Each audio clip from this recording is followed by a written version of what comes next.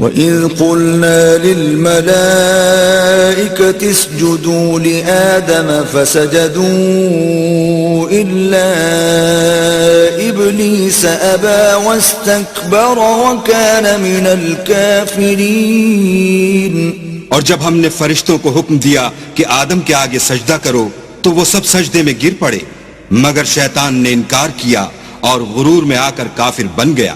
وَقُلْنَا يَا آدَمُ اسْكُنْ أَنْتَ وَزَوْجُكَ الْجَنَّةَ وَكُلَا مِنْهَا رَغَدًا حَيْثُ شِئْتُمَا وَلَا تَقْرَبَا هَذِهِ الشَّجَرَةَ فَتَكُونَا مِنَ الظَّالِمِينَ۔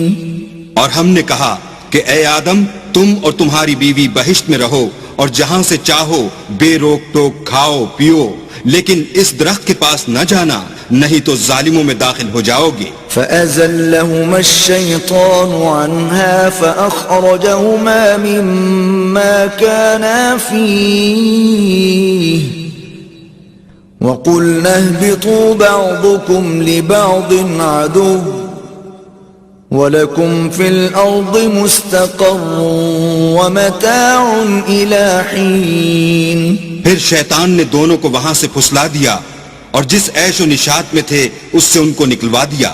تب ہم نے حکم دیا کہ بہشت بری سے چلے جاؤ، تم ایک دوسرے کے دشمن ہو اور تمہارے لیے زمین میں ایک وقت تک ٹھکانہ اور معاش مقرر کر دیا گیا ہے۔ فَتَلَقَّى آدَمُ مِن رَّبِّهِ كَلِمَاتٍ فَتَابَ عَلَيْهِ إِنَّهُ هُوَ التَّوَّابُ الرَّحِيمُ۔ پھر آدم نے اپنے پروردگار سے کچھ کلمات سیکھے اور معافی مانگی تو اس نے ان کا قصور معاف کر دیا، بے شک وہ معاف کرنے والا اور صاحب رحم ہے۔